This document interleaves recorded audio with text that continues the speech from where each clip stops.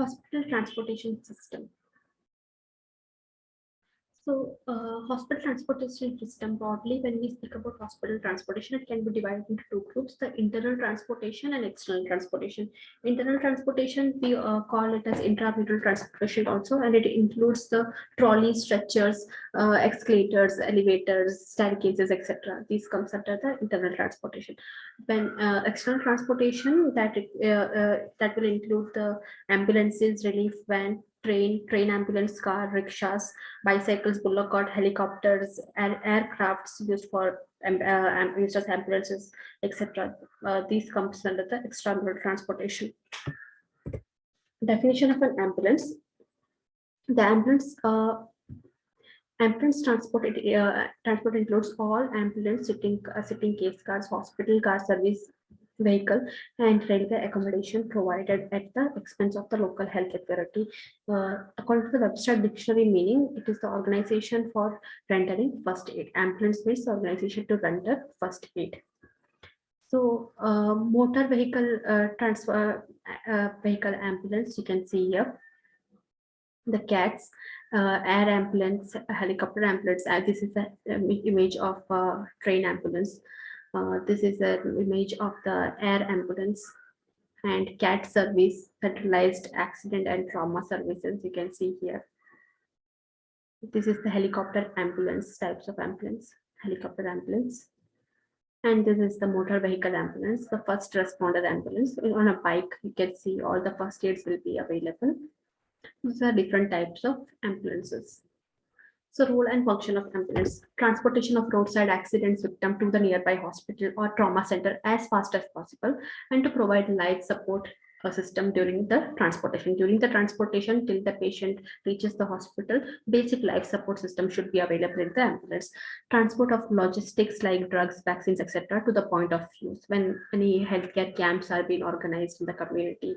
In such cases, transport of staff from the hospital to campus, to camps, or for any outreach programs. When any camps are conducted, to transport the staff from the hospital to the area of the camps, etc. Transport of the hospital staff from the residence to the hospital and from hospital to residence in cases of emergencies. Air transport of the patients and rescue staff during any disaster management.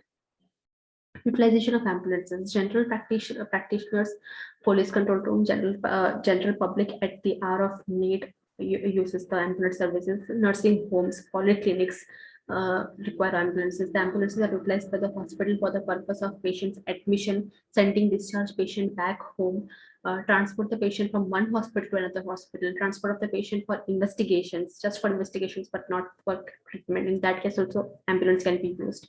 Calling staff to attend the hospital in case of any emergency. Ambulance services can be used. Facilities. So parking, there should be a designated parking for the ambulances where other vehicles should not be parked.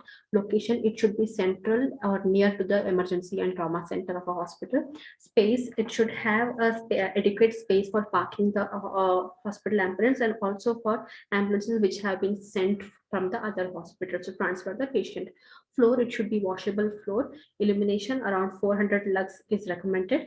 Public toilets for males and females should be provided in the ambulance department.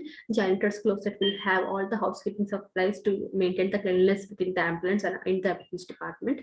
Design of the ambulance service system will have control rooms, garage for the ambulance for its regular maintenance, patients loading and unloading area, doctor's duty room, visitors lobby with toilet facilities and etc. Duty rooms for nurses, driver's room, stretchers, men's room, trolley, stretcher area, trolley bay, ambulance washing ramp and repair room, and tools room, clerk's room. So these are the areas which will come under the ambulance department.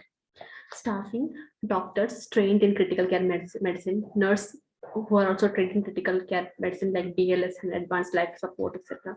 Nursing orderlies and stretcher boys to assist the doctors and nurses. Mechanics for vehicles should be available in the ambulance department 24/7. Cleaners for the vehicles should be available at least on routine basis. Scale of the ambulance. According to Rao Committee in 1968, they have recommended the number of ambulances depending in the following criteria. If it's a 10 to 200 bedded hospital, at least 3 ambulances should be available in the hospital. If it is 200 to 300 bedded hospital, at least 4 ambulances. And if it is more than 300 bedded hospital, at least 6 ambulances should be available in the hospital. Equipment, suction apparatus, ambu bag, oropharyngeal airway, oxygen cylinder, mouth gags, intravenous drip sets, infusions, emergency injection tray, bandages of all size, splints of all types, safety pins, sterile delivery kits for delivery. When if a woman goes into the labor during the ride, the sterile delivery kit should be available. BP instruments, stethoscope, ECG machine, etc. So these are the basic standard equipments which an ambulance should comprise of. In case of sophisticated ambulance, we can have a little bit more advanced technologies which can be used. For example, ECG machine, defibrillator, ventilator, suction apparatus, mechanized suction apparatus, that is to remove any mucus which is stuck in the windpipe, blood transfusion facilities for cross matching, generators on the wheels to be towed by the ambulance to keep the equipment functional, like OT lights, portable X-ray, ECG machine. Sometimes emergencies, minor operation may have to take place within the ambulance itself. That's why OT lights and sterile tray should be ready. Thank you.